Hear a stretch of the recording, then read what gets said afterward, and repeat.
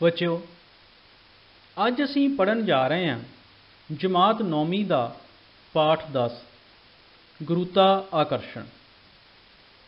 मैं Amanpreet Sohota BM science block Bhunga 1 Hoshiarpur. मैं तुहाडे लई बहुत ही रोचक जानकारियां लैके आया हाँ, क्योंकि अज असी बहुत सारे अजिहे प्रश्नों के उत्तर लभांगे जो रोज़ाना जिंदगी दे काम करदिआं साडे जहन विच आउंदे हन। की तुसी कदे सोचिया कि जिस स्कूल बैग विच किताबां भर के तुसी स्कूल जांदे हो उसकी पट्टी कदे भी बारीक नहीं हुंदी, सगों हमेशा ही चौड़ी पट्टी वाला बैग वरतिया जाता है।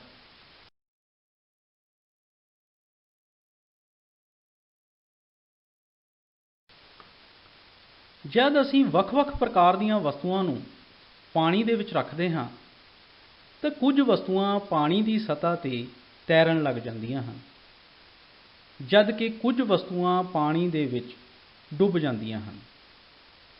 इस वर्तारे पिछले की कारण हन? रोज़ाना रात नूं आसमान दे विच असी चंन नूं देखदे हां। रात समय चंन नूं देखना बड़ा ही मनमोहक लगता है, पर कदे की तुसी विग्यानक तरीके नाल सोचिया कि जे धरती ते तुहाडा भार 30 किलोग्राम है तो की चंन ते भी ये भार 30 किलोग्राम ही रहेगा या बदल जाएगा? तुसी अपने घर अपना भार मापिया ते जे तुहानूं पूरी धरती ते घूमण दा मौका मिल जावे तो की तुहाडा भार अलग अलग थावां ते भी उही रहेगा जो तुसी अपने घर मापिया सी, जां बदल जाएगा? सो इहो जिहे बहुत सारे रोचक प्रश्न हैं जिन्हां पिछले कारणों नूं अज असी जाणांगे। आओ फिर बिना समा गवाए अज का लैक्चर शुरू करते हैं। प्रश्न है, गुरुता आकर्षण का सर्वव्यापी नियम लिखो। इस नियम नूं समझण तो पहलां आओ जानते हाँ कि गुरुता आकर्षण का सर्वव्यापी नियम विग्यानी आइजक न्यूटन ने दिता सी। ये नियम सर्वव्यापी है तो इसका अर्थ है कि यह नियम ब्रह्मंड दीआं सारियां वस्तुआं ते लागू हुंदा है, चाहे वो वस्तुआं छोटियां होण, वड्डियां होण, खगोली होण जां धरती ते। ब्रह्मंड विच हर एक वस्तु हर दूजी वस्तु नूं एक बल दे नाल आकर्षित करती है, भाव अपने वल खिंचती है, जिहड़ा कि उन्हां दे पुंजां दे गुणनफल दे सिद्धा अनुपाती हुंदा है ਅਤੇ ਇਹ बल उन्हां दे केंद्रां विचकार दूरी दे वर्ग दे उल्ट अनुपाती हुंदा है। ये बल सदा ही उन्हां दोवें वस्तुआं दे केंद्रां नूं मिलाउण वाली रेखा की दिशा दे विच लगदा है।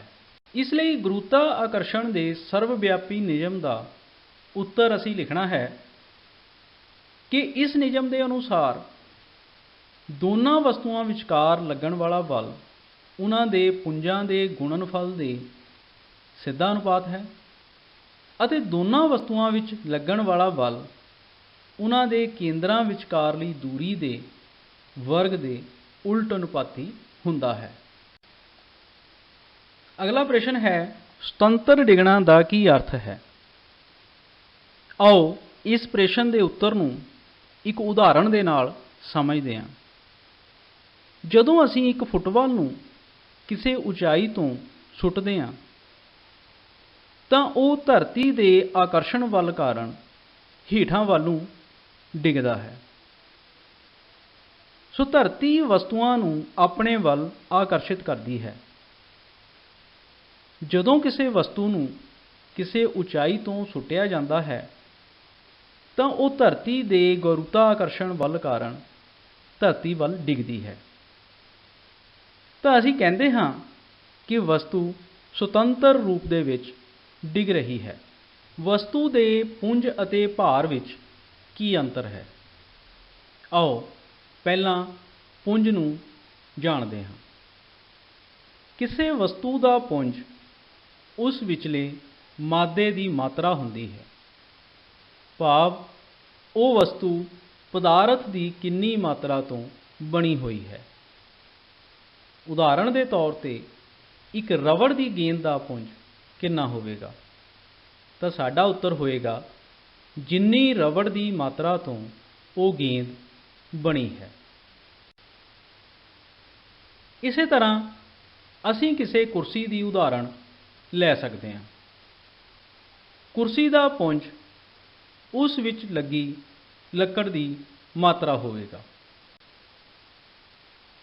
ਜਿੰਨੀ ਜ਼ਿਆਦਾ ਮਾਤਰਾ ਵਿੱਚ ਲੱਕੜ ਵਰਤੀ ਜਾਵੇਗੀ, ਪੁੰਜ ਉਨਾ ਵੱਧ ਹੋਵੇਗਾ, ਤੇ ਜਿੰਨੀ ਲੱਕੜ ਦੀ ਮਾਤਰਾ ਘੱਟ ਵਰਤੀ ਜਾਵੇਗੀ, ਉਸ ਵਸਤੂ ਦਾ ਪੁੰਜ ਉਨਾ ਹੀ ਘੱਟ ਹੋਵੇਗਾ। ਚਿੱਤਰ ਵਿੱਚ ਦਿਖਾਈ ਦੇ ਰਹੀਆਂ ਦੋ ਕੁਰਸੀਆਂ ਵਿੱਚ ਕਿਸ ਦਾ ਪੁੰਜ ਜ਼ਿਆਦਾ ਹੋਵੇਗਾ? ਤਾਂ ਇਸ ਦਾ ਜਵਾਬ ਬੜਾ ਹੀ ਆਸਾਨ ਹੈ ਕਿ ਜਿਸ ਕੁਰਸੀ ਵਿੱਚ ਲੱਕੜ ਦੀ ਜ਼ਿਆਦਾ ਮਾਤਰਾ ਹੋਵੇਗੀ, ਉਸ ਦਾ ਪੁੰਜ ਵੱਧ ਹੋਵੇਗਾ। ਕਿਸੇ ਵਸਤੂ ਦਾ ਭਾਰ ਕੀ ਹੁੰਦਾ ਹੈ? ਕਿਸੇ ਵਸਤੂ ਦਾ ਭਾਰ ਉਹ ਬਲ ਹੈ ਜਿਸ ਨਾਲ ਵਸਤੂ ਧਰਤੀ ਵੱਲ ਆਕਰਸ਼ਿਤ ਹੁੰਦੀ ਹੈ। ਵਸਤੂ ਤੇ ਧਰਤੀ ਦਾ ਆਕਰਸ਼ਣ ਵੱਲ ਹੀ ਵਸਤੂ ਦਾ ਭਾਰ ਹੈ। ਆਓ ਇੱਕ ਉਦਾਹਰਣ ਦੇ ਨਾਲ ਇਸ ਨੂੰ ਸਮਝਦੇ ਹਾਂ।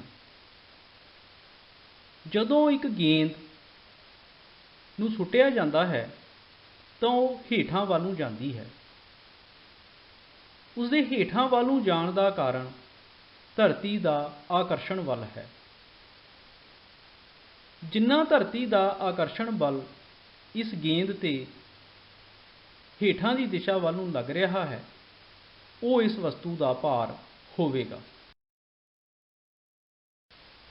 ਵਸਤੂ ਦੇ ਪੁੰਜ ਅਤੇ ਭਾਰ ਵਿੱਚ ਅੰਤਰ ਦਾ ਦੂਜਾ ਪੁਆਇੰਟ ਹੈ ਕਿ ਪੁੰਜ ਕਿਸੇ ਵਸਤੂ ਦੀ ਜੜਤਾ ਦਾ ਮਾਪ ਹੁੰਦਾ ਹੈ। ਜੇਕਰ ਕਿਸੇ ਵਸਤੂ ਦਾ ਪੁੰਜ ਵੱਧ ਹੋਵੇਗਾ ਤਾਂ ਉਸਦੀ ਜੜਤਾ ਵੀ ਵੱਧ ਹੋਵੇਗੀ। ਘੱਟ ਪੁੰਜ ਵਾਲੀ ਵਸਤੂ ਦੀ ਜੜਤਾ ਵੀ ਘੱਟ ਹੋਵੇਗੀ। ਸੋ ਅਸੀਂ ਦੇਖਦੇ ਹਾਂ ਕਿ ਪੁੰਜ ਅਤੇ ਜੜਤਾ ਦਾ ਆਪਸ ਵਿੱਚ ਸਿੱਧਾ ਸੰਬੰਧ ਹੈ। ਪੁੰਜ ਵਧਣ ਦੇ ਨਾਲ ਜੜਤਾ ਵੱਧ ਜਾਂਦੀ ਹੈ, ਪੁੰਜ ਘਟਣ ਦੇ ਨਾਲ ਜੜਤਾ ਘਟ ਜਾਂਦੀ ਹੈ। ਆਓ ਇਸ ਨੂੰ ਇੱਕ ਉਦਾਹਰਣ ਦੇ ਨਾਲ ਸਮਝਦੇ ਹਾਂ। ਇੱਕ ਫੁੱਟਬਾਲ ਲਈਏ ਤੇ ਇੱਕ ਉਸੇ ਫੁੱਟਬਾਲ ਦੇ ਆਕਾਰ ਦਾ ਪੱਥਰ ਲਈਏ ਤੇ ਦੇਖਦੇ ਹਾਂ ਕਿ ਦੋਨਾਂ ਵਿੱਚ ਜੜਤਾ ਕਿਸ ਦੀ ਵੱਧ ਹੋਵੇਗੀ। ਤਾਂ ਇਸ ਪ੍ਰਸ਼ਨ ਦਾ ਉੱਤਰ ਬੜਾ ਹੀ ਸਧਾਰਨ ਹੈ ਕਿ ਇਹ ਦੇਖਣ ਲਈ ਕਿ ਕਿਸੇ ਦੀ ਜੜਤਾ ਜ਼ਿਆਦਾ ਹੈ ਜਾਂ ਘੱਟ, ਅਸੀਂ ਉਹਨਾਂ ਵਸਤੂਆਂ ਦਾ ਪੁੰਜ ਮਾਪਾਂਗੇ। ਜਦੋਂ ਅਸੀਂ ਪੱਥਰ ਤੇ ਉਸੇ ਆਕਾਰ ਦੇ ਫੁੱਟਬਾਲ ਦਾ ਪੁੰਜ ਮਾਪਦੇ ਹਾਂ ਤਾਂ ਅਸੀਂ ਦੇਖਦੇ ਹਾਂ ਕਿ ਪੱਥਰ ਦਾ ਪੁੰਜ ਜ਼ਿਆਦਾ ਹੈ ਮੁਕਾਬਲਤਨ ਫੁੱਟਬਾਲ ਦੇ ਪੁੰਜ ਦੇ। ਸੋ ਅਸੀਂ ਕਹਿ ਸਕਦੇ ਹਾਂ ਕਿ ਇਹਨਾਂ ਦੋਨਾਂ ਵਿੱਚੋਂ ਪੱਥਰ ਦੀ ਜੜਤਾ ਜ਼ਿਆਦਾ ਹੋਵੇਗੀ ਅਤੇ ਫੁੱਟਬਾਲ ਦੀ ਜੜਤਾ ਘੱਟ ਹੋਵੇਗੀ। ਸੋ ਅਸੀਂ ਜਾਣਿਆ ਹੈ ਕਿ ਕਿਸੇ ਵਸਤੂ ਦਾ ਪੁੰਜ ਉਸ ਦੀ ਜੜਤਾ ਦਾ ਮਾਪ ਹੁੰਦਾ ਹੈ। ਦੂਜੇ ਪਾਸੇ ਵਸਤੂ ਦਾ ਭਾਰ ਗੁਰੂਤਾ ਦਾ ਮਾਪ ਹੁੰਦਾ ਹੈ, ਭਾਵ ਵਸਤੂ ਦਾ ਕਿਸੇ ਸਥਾਨ ਤੇ ਭਾਰ ਉੱਥੇ ਧਰਤੀ ਦੁਆਰਾ ਲਗਾਏ ਜਾ ਰਹੇ ਬਲ ਦਾ ਮਾਪ ਹੁੰਦਾ ਹੈ। ਸਧਾਰਨ ਸ਼ਬਦਾਂ ਵਿੱਚ ਸਮਝਣ ਲਈ ਅਸੀਂ ਕਹਿ ਸਕਦੇ ਹਾਂ ਕਿ ਜੇਕਰ ਕਿਸੇ ਸਥਾਨ ਤੇ ਵਸਤੂ ਦਾ ਭਾਰ ਜ਼ਿਆਦਾ ਹੈ ਤਾਂ ਉੱਥੇ ਧਰਤੀ ਦੁਆਰਾ ਲਗਾਇਆ ਜਾ ਰਿਹਾ ਬਲ ਜ਼ਿਆਦਾ ਹੋਵੇਗਾ। ਜੇਕਰ ਕਿਸੇ ਸਥਾਨ ਤੇ ਵਸਤੂ ਦਾ ਭਾਰ ਘੱਟ ਹੈ ਤਾਂ ਉਸ ਸਥਾਨ ਤੇ ਧਰਤੀ ਦੁਆਰਾ ਲਗਾਏ ਜਾ ਰਹੇ ਬਲ ਦਾ ਮਾਪ ਘੱਟ ਹੁੰਦਾ ਹੈ। ਪੁੰਜ ਅਤੇ ਭਾਰ ਦੇ ਅੰਤਰ ਵਿੱਚ ਹੁਣ ਅਸੀਂ ਉਹਨਾਂ ਦੀਆਂ ਇਕਾਈਆਂ ਬਾਰੇ ਜਾਣਾਂਗੇ। ਭਾਵ ਪੁੰਜ ਅਤੇ ਭਾਰ ਨੂੰ ਮਾਪਣ ਬਾਰੇ ਸਮਝਾਂਗੇ। ਸੋ ਅਸੀਂ ਯਾਦ ਰੱਖਣਾ ਹੈ ਕਿ ਕਿਸੇ ਵਸਤੂ ਦੇ ਪੁੰਜ ਦੀ SI ਇਕਾਈ ਕਿਲੋਗ੍ਰਾਮ ਹੈ। ਇਸ ਦਾ ਭਾਵ ਹੈ ਕਿ ਪੁੰਜ ਨੂੰ ਕਿਲੋਗ੍ਰਾਮ ਵਿੱਚ ਮਾਪਿਆ ਜਾਂਦਾ ਹੈ। ਭਾਰ ਕਿਉਂਕਿ ਇੱਕ ਬਲ ਹੈ, ਇਸ ਲਈ ਭਾਰ ਦੀ SI ਇਕਾਈ ਨਿਊਟਨ ਹੈ। ਸੋ ਬੱਚਿਓ ਯਾਦ ਰੱਖਣਾ ਹੈ ਕਿ ਪੁੰਜ ਦੀ SI ਇਕਾਈ ਕਿਲੋਗ੍ਰਾਮ ਹੈ, ਭਾਰ ਦੀ SI ਇਕਾਈ ਨਿਊਟਨ ਹੈ। ਪੁੰਜ ਅਤੇ ਭਾਰ ਵਿੱਚ ਅਗਲਾ ਅੰਤਰ ਹੈ ਕਿ ਵਸਤੂ ਦਾ ਪੁੰਜ ਸਥਿਰ ਰਹਿੰਦਾ ਹੈ। ਇਹ ਇੱਕ ਸਥਾਨ ਤੋਂ ਦੂਸਰੇ ਸਥਾਨ 'ਤੇ ਲੈ ਕੇ ਜਾਣ 'ਤੇ ਬਦਲਦਾ ਨਹੀਂ। ਉਦਾਹਰਣ ਦੇ ਤੌਰ 'ਤੇ ਜੇਕਰ ਕਿਸੇ ਸਥਾਨ 'ਤੇ ਵਸਤੂ ਦਾ ਪੁੰਜ 10 ਕਿਲੋਗ੍ਰਾਮ ਮਾਪਿਆ ਗਿਆ ਹੈ ਤਾਂ ਉਸ ਨੂੰ ਕਿਸੇ ਵੀ ਦੂਸਰੇ ਸਥਾਨ 'ਤੇ ਲਿਜਾਣ 'ਤੇ, ਚਾਹੇ ਉਹ ਸਥਾਨ ਧਰਤੀ 'ਤੇ ਹੋਵੇ ਜਾਂ ਖਗੋਲ ਦੇ ਵਿੱਚ, ਤਾਂ ਉੱਥੇ ਵੀ ਉਸ ਦਾ ਪੁੰਜ 10 ਕਿਲੋਗ੍ਰਾਮ ਹੀ ਰਹੇਗਾ। ਕਿਉਂਕਿ ਅਸੀਂ ਇਹ ਜਾਣ ਚੁੱਕੇ ਹਾਂ ਕਿ ਵਸਤੂ ਦਾ ਪੁੰਜ ਉਸ ਵਿਚਲੇ ਪਦਾਰਥ ਦੀ ਮਾਤਰਾ ਹੁੰਦੀ ਹੈ, ਇਹ ਹਮੇਸ਼ਾ ਸਥਿਰ ਰਹਿੰਦਾ ਹੈ।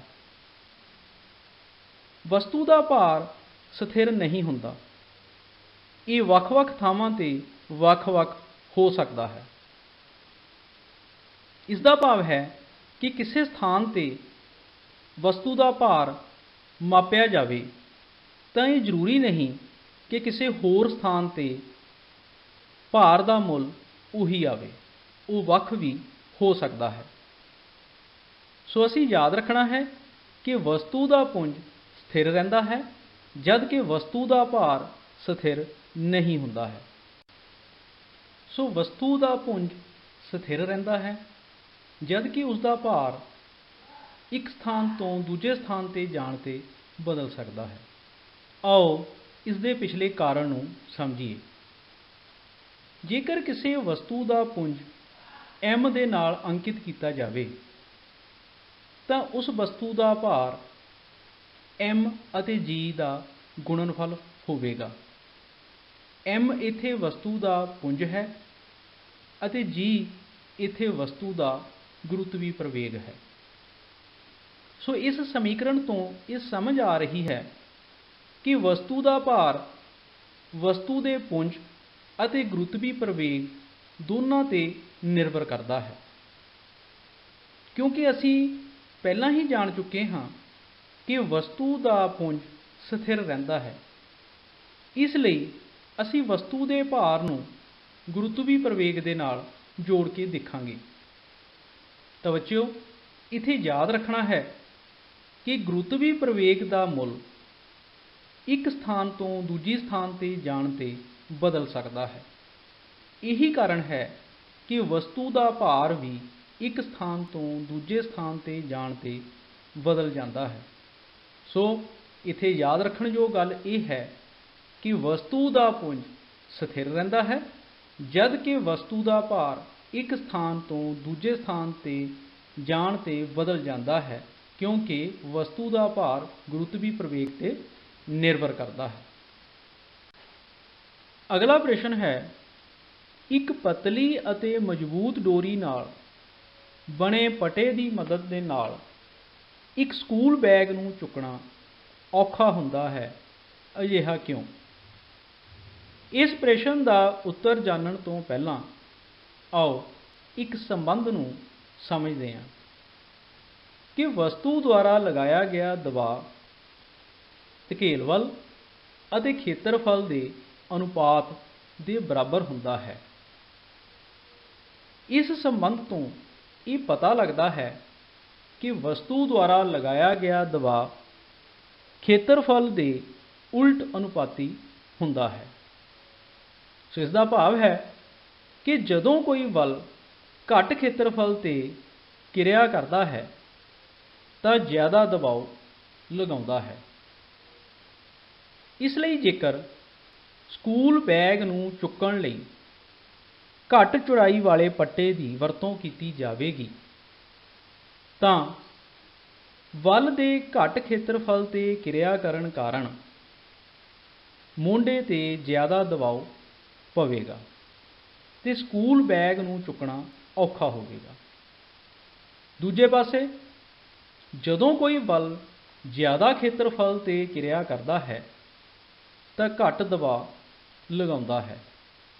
ਭਾਵ ਜੇਕਰ ਸਕੂਲ ਬੈਗ ਨੂੰ ਚੁੱਕਣ ਲਈ ਚੌੜੇ ਪੱਟੇ ਦੀ ਵਰਤੋਂ ਕੀਤੀ ਜਾਵੇਗੀ ਤਾਂ ਬਲ ਦੇ ਜ਼ਿਆਦਾ ਖੇਤਰਫਲ 'ਤੇ ਕਿਰਿਆ ਕਰਨ ਕਾਰਨ ਸਾਡੇ ਮੋਢੇ 'ਤੇ ਘੱਟ ਦਬਾਅ ਲੱਗਦਾ ਹੈ। ਇਸੇ ਕਾਰਨ ਘੱਟ ਚੌੜੇ ਪੱਟੇ ਵਾਲੇ ਸਕੂਲ ਬੈਗ ਨੂੰ ਚੁੱਕਣਾ ਔਖਾ ਹੁੰਦਾ ਹੈ ਅਤੇ ਜ਼ਿਆਦਾ ਚੌੜੇ ਪੱਟੇ ਵਾਲੇ ਸਕੂਲ ਬੈਗ ਨੂੰ ਚੁੱਕਣਾ ਸੌਖਾ ਹੁੰਦਾ ਹੈ। ਇਸ ਲਈ ਇਸ ਪ੍ਰਸ਼ਨ ਦਾ ਉੱਤਰ ਅਸੀਂ ਲਿਖਣਾ ਹੈ ਕਿ ਇੱਕ ਪਤਲੀ ਅਤੇ ਮਜ਼ਬੂਤ ਡੋਰੀ ਨਾਲ ਬਣੇ ਪੱਟੇ ਦੀ ਮਦਦ ਨਾਲ ਸਕੂਲ ਬੈਗ ਨੂੰ ਚੁੱਕਣਾ ਔਖਾ ਹੁੰਦਾ ਹੈ, ਕਿਉਂਕਿ ਬੈਗ ਦੀ ਪਤਲੀ ਡੋਰੀ ਦੁਆਰਾ ਮੋਢੇ 'ਤੇ ਜ਼ਿਆਦਾ ਦਬਾਅ ਲਗਾਇਆ ਜਾ ਰਿਹਾ ਹੁੰਦਾ ਹੈ। ਸੋ ਬੱਚਿਓ, ਅਸੀਂ ਯਾਦ ਰੱਖਣਾ ਹੈ ਕਿ ਚਾਹੇ ਸਕੂਲ ਬੈਗ ਜਾਂ ਕਿਸੇ ਵੀ ਭਾਰ ਢੋਣ ਵਾਲੇ ਬੈਗ ਨੂੰ ਚੱਕਣ ਲਈ ਬਣਾਈਆਂ ਗਈਆਂ ਪੱਟੀਆਂ ਹਮੇਸ਼ਾ ਚੌੜੀਆਂ ਬਣਾਈਆਂ ਜਾਂਦੀਆਂ ਹਨ, ਤਾਂ ਕਿ ਜਦੋਂ ਉਹਨਾਂ ਦੇ ਵਿੱਚ ਸਮਾਨ ਪਾ ਕੇ ਇੱਕ ਥਾਂ ਤੋਂ ਦੂਜੇ ਥਾਂ 'ਤੇ ਢੋਇਆ ਜਾਵੇ ਤਾਂ ਉਸ ਨੂੰ ਆਸਾਨੀ ਦੇ ਨਾਲ ਲਿਜਾਇਆ ਜਾ ਸਕੇ। ਕਿਉਂਕਿ ਅਸੀਂ ਸਮਝ ਗਏ ਹਾਂ ਕਿ ਚੌੜੀ ਪੱਟੀ ਦੇ ਨਾਲ ਸਾਡੇ ਮੋਢੇ ਜਾਂ ਹੱਥਾਂ 'ਤੇ ਘੱਟ ਦਬਾਅ ਪਵੇਗਾ। ਪ੍ਰਸ਼ਨ ਹੈ, ਪਾਣੀ ਦੀ ਸਤ੍ਹਾ 'ਤੇ ਰੱਖੀ ਹੋਈ ਕੋਈ ਵਸਤੂ ਕਿਉਂ ਤੈਰਦੀ ਜਾਂ ਡੁੱਬਦੀ ਹੈ? ਇਸ ਪ੍ਰਸ਼ਨ ਦੇ ਉੱਤਰ ਨੂੰ ਸਮਝਣ ਦੇ ਲਈ ਆਓ ਪਹਿਲਾਂ ਇੱਕ ਕਿਰਿਆ ਕਰਦੇ ਹਾਂ। ਇਸ ਕਿਰਿਆ ਦੇ ਲਈ ਸਾਨੂੰ ਇੱਕ ਲੱਕੜੀ ਦਾ ਕਾਰਕ ਅਤੇ ਲੋਹੇ ਦਾ ਕਿੱਲ ਲੋੜੀਂਦਾ ਹੈ। ਅਸੀਂ ਦੋਵੇਂ ਵਸਤੂਆਂ ਨੂੰ ਵਾਰੀ-ਵਾਰੀ ਪਾਣੀ ਦੇ ਵਿੱਚ ਰੱਖਾਂਗੇ। ਆਓ ਦੇਖਦੇ ਹਾਂ ਕਿ ਦੋਵਾਂ ਵਿੱਚੋਂ ਕਿਹੜੀ ਵਸਤੂ ਪਾਣੀ ਦੀ ਸਤ੍ਹਾ 'ਤੇ ਤੈਰੇਗੀ ਅਤੇ ਕਿਹੜੀ ਵਸਤੂ ਪਾਣੀ ਦੇ ਵਿੱਚ ਡੁੱਬ ਜਾਵੇਗੀ। ਸਭ ਤੋਂ ਪਹਿਲਾਂ ਲੱਕੜੀ ਦੇ ਕਾਰਕ ਨੂੰ ਪਾਣੀ ਦੇ ਵਿੱਚ ਰੱਖਦੇ ਹਾਂ। ਅਸੀਂ ਦੇਖਦੇ ਹਾਂ ਕਿ ਲੱਕੜੀ ਦਾ ਕਾਰਕ ਪਾਣੀ ਦੀ ਸਤ੍ਹਾ 'ਤੇ ਤੈਰਨ ਲੱਗਦਾ ਹੈ। ਆਓ ਹੁਣ ਲੋਹੇ ਦੀ ਕਿੱਲ ਨੂੰ ਪਾਣੀ ਦੇ ਵਿੱਚ ਰੱਖੀਏ।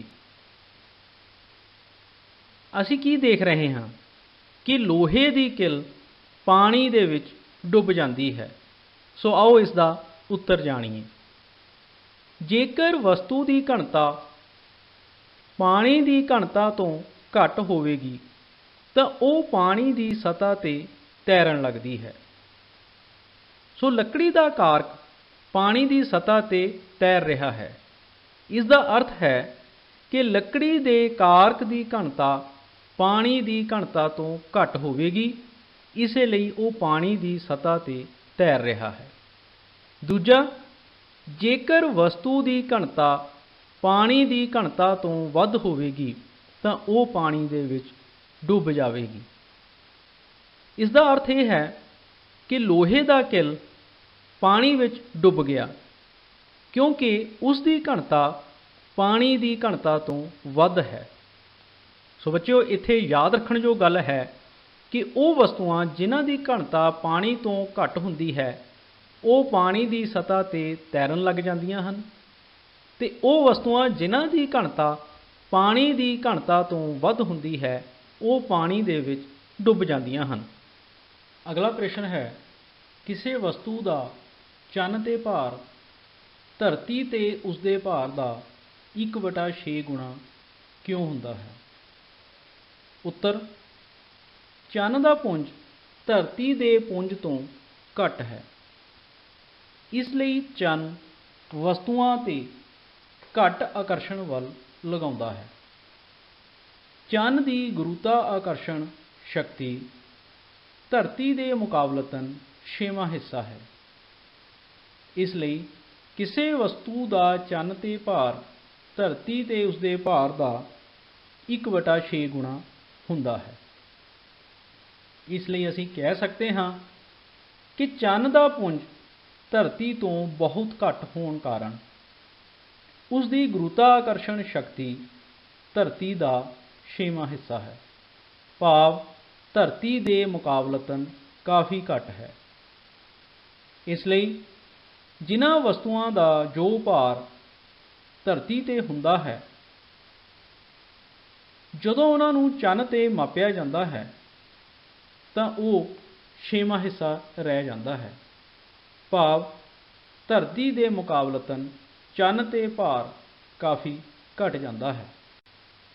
ਕਿਸੇ ਵਸਤੂ ਦਾ ਚੰਨ 'ਤੇ ਭਾਰ ਧਰਤੀ 'ਤੇ ਉਸਦੇ ਭਾਰ ਦਾ 1/6 ਗੁਣਾ ਹੁੰਦਾ ਹੈ, ਜਾਂ ਇਸ ਤਰ੍ਹਾਂ ਕਹਿ ਲਈਏ ਕਿ ਇਹ 6ਵਾਂ ਹਿੱਸਾ ਰਹਿ ਜਾਂਦਾ ਹੈ।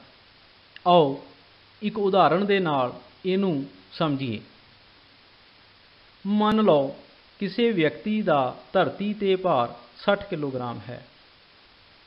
ਹੁਣ ਅਸੀਂ ਇਹ ਜਾਣਨਾ ਹੈ ਕਿ ਜਿਸ ਵਿਅਕਤੀ ਦਾ ਧਰਤੀ 'ਤੇ ਭਾਰ 60 ਕਿਲੋਗ੍ਰਾਮ ਹੈ, ਉਸ ਦਾ ਚੰਨ 'ਤੇ ਕਿੰਨਾ ਭਾਰ ਹੋਵੇਗਾ। ਇਸ ਲਈ ਅਸੀਂ ਇੱਕ ਸੰਬੰਧ ਦੀ ਵਰਤੋਂ ਕਰਾਂਗੇ। ਜਿਵੇਂ ਤੁਸੀਂ ਸਕਰੀਨ 'ਤੇ ਦੇਖ ਰਹੇ ਹੋ ਕਿ ਚੰਨ ਉੱਪਰ ਵਿਅਕਤੀ ਦਾ ਭਾਰ ਬਰਾਬਰ ਹੈ ਧਰਤੀ ਉੱਪਰ ਵਿਅਕਤੀ ਦਾ ਭਾਰ ਵਟਾ 6। ਸੋ ਕਿਸੇ ਵੀ ਵਿਅਕਤੀ ਦਾ ਚੰਨ ਉੱਪਰ ਭਾਰ ਪਤਾ ਕਰਨ ਦੇ ਲਈ ਅਸੀਂ ਉਸ ਵਿਅਕਤੀ ਦੇ ਧਰਤੀ ਉੱਪਰਲੇ ਭਾਰ ਨੂੰ 6 ਦੇ ਨਾਲ ਭਾਗ ਕਰਦੇ ਹਾਂ। ਕਿਉਂਕਿ ਵਿਅਕਤੀ ਦਾ ਧਰਤੀ 'ਤੇ ਭਾਰ 60 ਕਿਲੋਗ੍ਰਾਮ ਹੈ, ਇਸ ਲਈ ਅਸੀਂ 60 ਨੂੰ 6 ਨਾਲ ਭਾਗ ਕਰਾਂਗੇ ਤੇ ਸਾਡਾ ਉੱਤਰ ਆਏਗਾ 10 ਕਿਲੋਗ੍ਰਾਮ। ਇਸ ਲਈ ਜਿਸ ਵਿਅਕਤੀ ਦਾ ਭਾਰ ਧਰਤੀ 'ਤੇ 60 ਕਿਲੋਗ੍ਰਾਮ ਸੀ, ਚੰਨ 'ਤੇ ਉਸੇ ਵਿਅਕਤੀ ਦਾ ਭਾਰ 10 ਕਿਲੋਗ੍ਰਾਮ ਹੋਵੇਗਾ। ਸੋ ਬੱਚਿਓ, ਇੱਥੇ ਯਾਦ ਰੱਖਣਾ ਹੈ ਕਿ ਕਿਸੇ ਵੀ ਵਿਅਕਤੀ ਦਾ ਧਰਤੀ 'ਤੇ ਜੋ ਭਾਰ ਹੁੰਦਾ ਹੈ, ਚੰਨ 'ਤੇ ਉਸੇ ਭਾਰ ਦਾ 6ਵਾਂ ਹਿੱਸਾ ਰਹਿ ਜਾਂਦਾ ਹੈ, ਭਾਵ ਘਟ ਜਾਂਦਾ ਹੈ।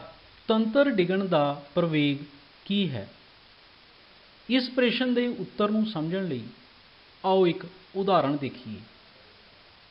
ਜਿਵੇਂ ਕਿ ਸਕਰੀਨ 'ਤੇ ਤੁਸੀਂ ਦੇਖ ਰਹੇ ਹੋ, ਜਦੋਂ ਅਸੀਂ ਇੱਕ ਫੁੱਟਬਾਲ ਨੂੰ ਸੁੱਟਦੇ ਹਾਂ ਤਾਂ ਉਹ ਧਰਤੀ ਦੇ ਗੁਰੂਤਾਕਰਸ਼ਣ ਬਲ ਕਾਰਨ ਹੇਠਾਂ ਵੱਲ ਨੂੰ ਡਿੱਗਦਾ ਹੈ। ਇਸ ਨੂੰ ਸੁਤੰਤਰ ਡਿੱਗਣਾ ਕਿਹਾ ਜਾਂਦਾ ਹੈ। ਸੋ ਇਸ ਦਾ ਉੱਤਰ ਅਸੀਂ ਲਿਖਾਂਗੇ ਕਿ ਜਦੋਂ ਕੋਈ ਵਸਤੂ ਸੁਤੰਤਰ ਰੂਪ ਵਿੱਚ ਡਿੱਗਦੀ ਹੈ ਤਾਂ ਉਸ ਉੱਪਰ ਕੇਵਲ ਗੁਰੂਤਾਕਰਸ਼ਣ ਬਲ ਕਿਰਿਆ ਕਰ ਰਿਹਾ ਹੁੰਦਾ ਹੈ। ਇਸ ਬਲ ਕਾਰਨ ਵਸਤੂ ਵਿੱਚ ਪ੍ਰਵੇਗ ਪੈਦਾ ਹੁੰਦਾ ਹੈ। ਇਸ ਪ੍ਰਵੇਗ ਨੂੰ ਧਰਤੀ ਦੇ ਗੁਰੂਤਾਕਰਸ਼ਣ ਬਲ ਕਾਰਨ ਗੁਰੂਤਾ ਪ੍ਰਵੇਗ ਕਿਹਾ ਜਾਂਦਾ ਹੈ। ਇਸ ਨੂੰ ਛੋਟੀ ਜੀ ਦੇ ਨਾਲ ਦਰਸਾਇਆ ਜਾਂਦਾ ਹੈ। ਇਸ ਦਾ ਮੁੱਲ 9.8 ਮੀਟਰ ਪ੍ਰਤੀ ਵਰਗ ਸੈਕਿੰਡ ਹੁੰਦਾ ਹੈ।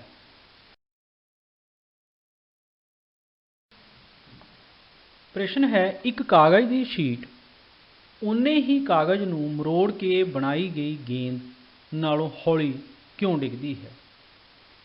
ਇਸ ਪ੍ਰਸ਼ਨ ਦੇ ਉੱਤਰ ਨੂੰ ਸਮਝਣ ਲਈ ਆਓ ਇੱਕ ਕਿਰਿਆ ਕਰਦੇ ਹਾਂ। ਇਸ ਕਿਰਿਆ ਲਈ ਸਾਨੂੰ ਇੱਕ ਕਾਗਜ਼ ਦੀ ਸ਼ੀਟ ਅਤੇ ਇੱਕ ਉਨੇ ਹੀ ਕਾਗਜ਼ ਨੂੰ ਮਰੋੜ ਕੇ ਬਣਾਈ ਗਈ ਗੇਂਦ ਲੋੜੀਂਦੀ ਹੈ। ਹੁਣ ਅਸੀਂ ਕਾਗਜ਼ ਦੀ ਸ਼ੀਟ ਤੇ ਕਾਗਜ਼ ਨੂੰ ਮਰੋੜ ਕੇ ਬਣਾਈ ਗਈ ਗੇਂਦ ਨੂੰ ਇੱਕ ਸਮਾਨ ਉਚਾਈ ਤੋਂ ਹੇਠਾਂ ਵੱਲ ਸੁੱਟਾਂਗੇ ਤਾਂ ਅਸੀਂ ਕੀ ਦੇਖਦੇ ਹਾਂ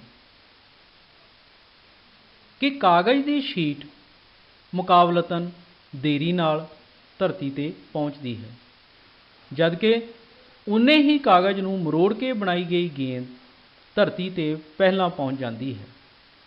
ਇਸ ਦਾ ਕਾਰਨ ਹੈ ਕਿ ਜਦੋਂ ਕਾਗਜ਼ ਦੀ ਸ਼ੀਟ ਅਤੇ ਉਨੇ ਹੀ ਕਾਗਜ਼ ਨੂੰ ਮਰੋੜ ਕੇ ਬਣਾਈ ਗਈ ਗੇਂਦ ਨੂੰ ਇੱਕ ਸਮਾਨ ਉਚਾਈ ਤੋਂ ਸੁੱਟਿਆ ਜਾਂਦਾ ਹੈ ਤਾਂ ਉਹਨਾਂ ਦੇ ਉੱਪਰ ਹਵਾ ਦਾ ਪ੍ਰਤੀਰੋਧ ਕੰਮ ਕਰ ਰਿਹਾ ਹੈ। ਕਾਗਜ਼ ਦੀ ਸ਼ੀਟ ਦੀ ਸਤ੍ਹਾ ਦਾ ਖੇਤਰਫਲ ਜ਼ਿਆਦਾ ਹੋਣ ਕਾਰਨ ਉਸ ਦੇ ਉੱਪਰ ਜ਼ਿਆਦਾ ਹਵਾ ਦਾ ਪ੍ਰਤੀਰੋਧ ਕੰਮ ਕਰ ਰਿਹਾ ਹੈ, ਜਦ ਕਿ ਉਨੇ ਹੀ ਕਾਗਜ਼ ਨੂੰ ਮਰੋੜ ਕੇ ਬਣਾਈ ਗਈ ਗੇਂਦ ਦੇ ਉੱਪਰ ਹਵਾ ਦਾ ਪ੍ਰਤੀਰੋਧ ਘੱਟ ਹੈ। ਇਸੇ ਕਾਰਨ ਕਾਗਜ਼ ਦੀ ਸ਼ੀਟ ਧਰਤੀ 'ਤੇ ਮੁਕਾਬਲਤਨ ਦੇਰੀ ਨਾਲ ਪਹੁੰਚਦੀ ਹੈ।